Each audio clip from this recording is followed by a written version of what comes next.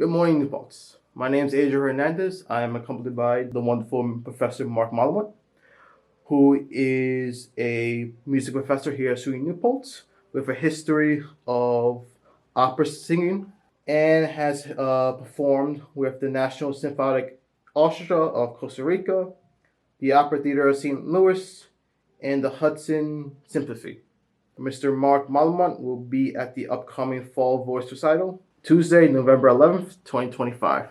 Thank you for having me. Thank you for being here. We're really excited about this concert called Celebration of Song, where we focus on lots and lots of living composers of the 20th century, going back to music of the 17th century. Song has been such an important part of my development as an artist. When I was an undergrad, that was the focus, and it's where I learned to build character, to interpret poetry, text, and to find all the styles.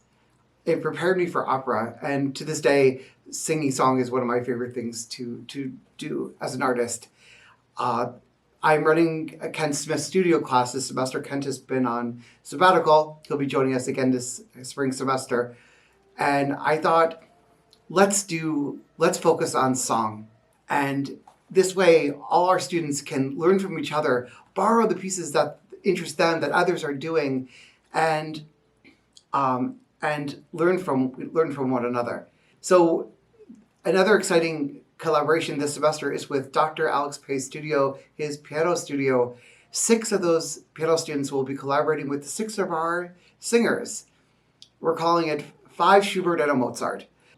We added 1 Mozart song because Mozart is usually obviously known for opera, not for Lieder or German song. And this has been an exciting collaboration for these students who have been working with Dr. Alex Pei and myself. They've been working with our staff pianist, Susan Brown. And so they've been getting coachings from all of us and singing in studio and getting comments from fellow students. And we're very excited about this program. You said you have like a history of singing opera. What drove you to choose that career choice? I would say teachers.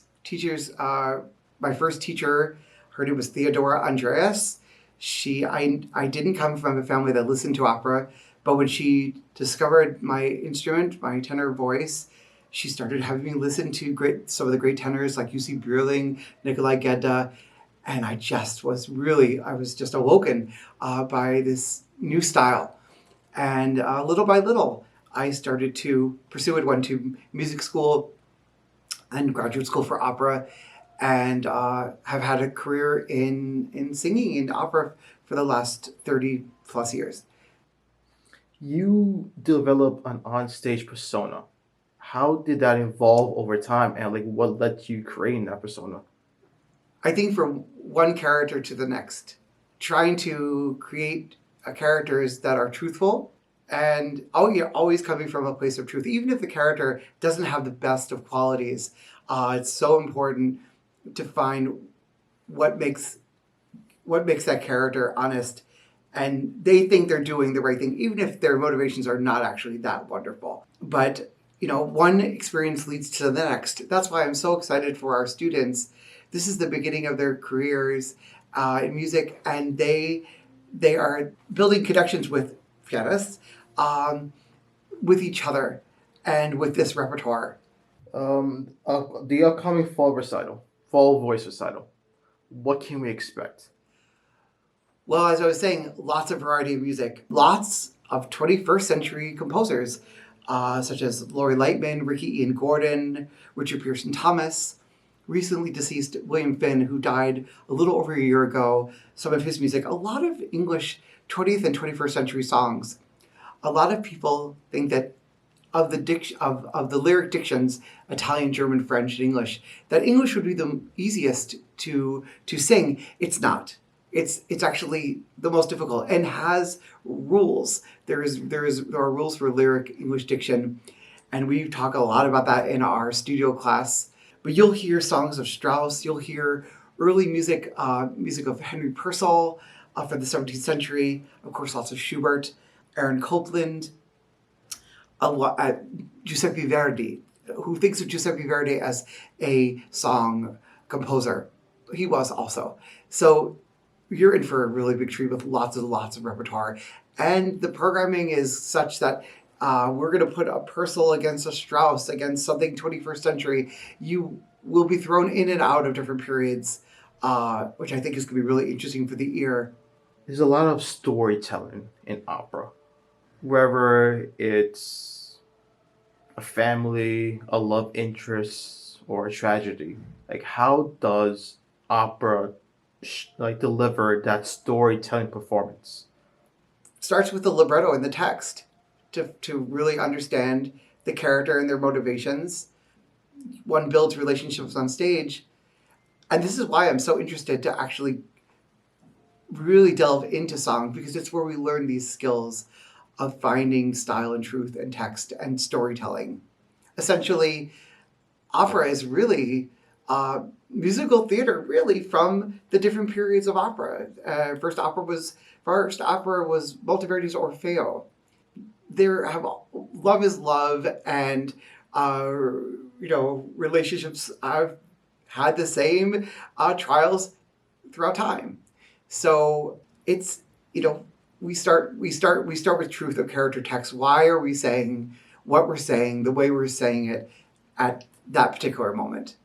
That's what I want my students to achieve.